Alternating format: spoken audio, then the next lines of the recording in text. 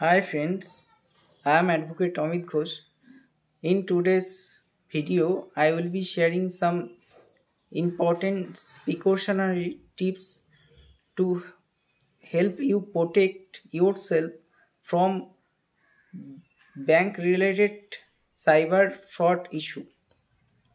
তো আমার এই ভিডিওটিতে আজকে আমি এই সাইবার ফ্রড রিগার্ডিং ব্যাংক তো এই বিষয় নিয়ে কিছু টিপস আপনাদের প্রদান করব, যেটি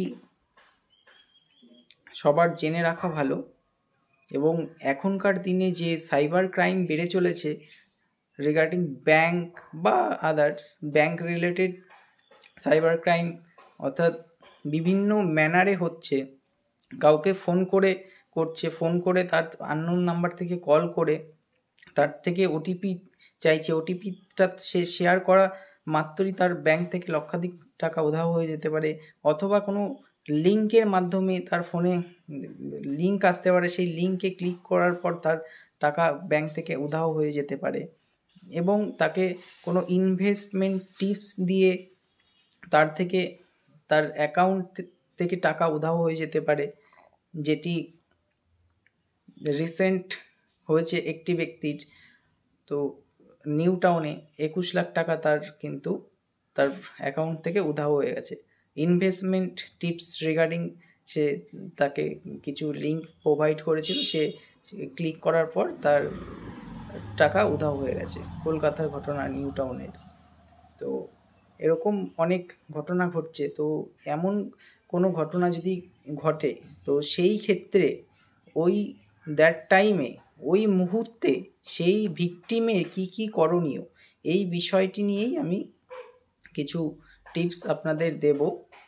তো যদি এমন হয় কোনো ব্যক্তির অ্যাকাউন্ট থেকে এই ফোন কল অথবা লিঙ্ক বা অন্যান্য যেসব ডিজিটাল অ্যারেস্ট হতে পারে, এমন কোনো ভয় দেখিয়ে বা ওটিপি শেয়ার করার পর তার অ্যাকাউন্ট থেকে লক্ষাধিক টাকা উধাও হয়ে গেল, সেই মুহূর্তে সেই ব্যক্তির করণীয় কী? তো এরকম হলে সেই মুহূর্তে ওই ভিকটিমের করণীয়, national cyber crime helpline number যেটা রয়েছে 1930, সেখানে কল করে ফিনান্সিয়াল ফ্রডের ওপর একটি কমপ্লেন লজ করার।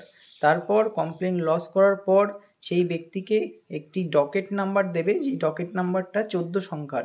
তারপর সেই ব্যক্তির লোকাল থানায় ইনস্ট্যান্টলি সেই ব্যক্তিকে লোকাল থানায় একটি এফআইআর লজ করতে হবে। তারপর সেই ব্যক্তি যে টাকাটা ফ্রড হয়েছে, যে মাল্টিপল অ্যাকাউন্টগুলিতে টাকাগুলি গেছে, সেই মাল্টিপল অ্যাকাউন্টগুলি কিন্তু ওই সময়ে ওই কমপ্লেন 1930-তে ইনস্ট্যান্টলি কমপ্লেন করার পরই কিন্তু যে মাল্টিপল অ্যাকাউন্টগুলি টাকাগুলি গেছে, সেই অ্যাকাউন্টগুলি কিন্তু ব্লক হয়ে যায়। এবং যার ফলে ওই সাইবার ক্রিমিনালসরা যেই টাকাগুলি নিয়েছে ওই মাল্টিপল অ্যাকাউন্টগুলি কিন্তু আর কোনো রকম ট্রানজ্যাকশান করতে পারে না। এবং ট্রানজ্যাকশান না করার ফলে ওই টাকাটা কিন্তু আটকে থাকে, যেই অ্যাকাউন্ট থেকে টাকাটা আসছে, অর্থাৎ যে ভিকটিমের অ্যাকাউন্ট থেকে ওই ক্রিমিনালসদের অ্যাকাউন্টে টাকাগুলো গেছে, সেই অ্যাকাউন্টগুলি কিন্তু ক্রিমিনালসদের যে অ্যাকাউন্টগুলি সেগুলো কিন্তু ইনস্ট্যান্ট ব্লক হয়ে যায়। এই কারণেই কিন্তু সঙ্গে সঙ্গে কোনো রকম দেরি না করে সঙ্গে 1930-তে কমপ্লেন করে কিন্তু ওই টাকাটা আটকানোর একটা পন্থা, যেই কারণেই কিন্তু 1930-তে আপনাকে সাথে সাথে ফিনান্সিয়াল ফ্রডের জন্য একটা কমপ্লেন লজ করতে হবে। কমপ্লেন লজ করলেই কিন্তু ওই মাল্টিপল অ্যাকাউন্টগুলি কিন্তু ব্লক হয়ে যাবে। তো এই ক্ষেত্রে কিন্তু সেই ব্যক্তির কিন্তু টাকাটি পাওয়ার কিন্তু অনেকটা সম্ভাবনা থাকে। কিন্তু যদি ওই ব্যক্তি দেরি করে ফেলে 1930-তে কমপ্লেনটা লজ করতে, তো সেক্ষেত্রে কিন্তু দেরি করলে কিন্তু ওই ব্যক্তির টাকাটা পাওয়ার কিন্তু একটি খুব চাপ হয়ে যায়, টাকাটি পাওয়ার সম্ভাবনা কিন্তু খুবই কমে যায়। তো এইভাবে আমাদের কিন্তু সতর্ক থাকতে হবে, এবং এটাও সতর্ক থাকতে হবে কোনো রকম আনঅথরাইজ অ্যাপ ইনস্টল করব না, যেটা আপনার ফোনের পুরোটা অ্যাক্সেস নিয়ে নেবে। ফোনের অ্যাক্সেস নিয়ে আপনার অ্যাকাউন্টে ঢুকে যাবে, অ্যাকাউন্ট থেকে টাকা এইভাবে কিন্তু ফ্রড হয়ে যেতে পারে।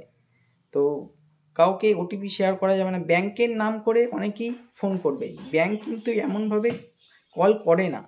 তো এটা কিন্তু বুঝতে হবে। এই যে সাইবার ক্রিমিনালস রয়েছে, এদের বিভিন্ন রকমের গ্যাং হয় আমাদের ইন্ডিয়াতে। যেমন জামতারা গ্যাং রয়েছে ওদের, তারপর হুগলি, তারপর হাওড়াতে রয়েছে জামতারা গ্যাং, যেটা ঝাড়খণ্ডে রয়েছে। হাওড়াতে গ্যাং রয়েছে। তো এই কলকাতার একটা রিসেন্ট ঘটনা, যেখানে 81 ইয়ার্স ওল্ড একজন ভিকটিম, তার অ্যাকাউন্ট থেকে 88 lakhs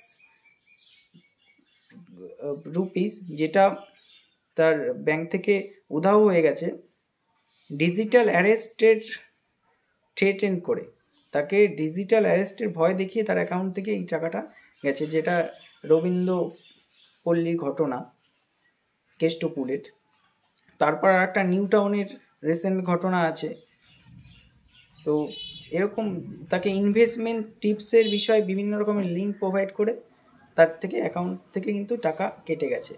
তারপরে এই 2-4 দিন আগের একটা ঘটনা, যেখানে সুরাটের একটা ক্রিপ্টো এনেবল স্ক্যাম। তো সেখান থেকে ইনভেস্টিগেশন করে পুলিশ জানতে পারে যে এদের সঙ্গে একটা চায়নার, পাকিস্তান, মায়ানমারের একটা টাই রয়েছে, যেটা সুরাটের যোধপুরের একটা গ্যাং। তো এরকম কিন্তু প্রচুর এখন ফ্রড হচ্ছে। তো আমাদের সবাইকেই কিন্তু সতর্ক থাকতে হবে। কিন্তু তারপরেও যারা এই বিষয়ে আনঅ্যাওয়ার, তো তাদের কিন্তু এটা মাথায় রাখতে হবে যে ব্যাংক কোনো সময় কিন্তু কল করে না এভাবে, এবং যদি কেউ কল করে আমরা ওটিপি তাকে বলবো না, এবং কোনো রকম ডিটেলস তাকে শেয়ার করব না। তো এটা কিন্তু মাথায় রাখতে হবে। তো এই বিষয়ে যদি আমরা মাথায় রাখতে পারি, তাহলে কিন্তু অনেকটাই কিন্তু সাইবার ক্রাইমকে আমরা প্রোটেক্ট করতে পারবো, প্রিভেন্ট করতে পারবো, আমাদের নিজেদের অ্যাকাউন্টকে বাঁচাতে পারবো। সেটা কিন্তু মাথায় রাখতে হবে। তো এই বিষয়ই ছিল আজকে আমার আলোচনার বিষয়, এটা নিয়েই। তো যদি ভিডিওটা ভালো লাগে এবং হেল্পফুল মনে হয়, তাহলে চ্যানেলটিকে সাবস্ক্রাইব করতে পারেন এবং একটি লাইক এবং শেয়ার করতে পারেন। ধন্যবাদ।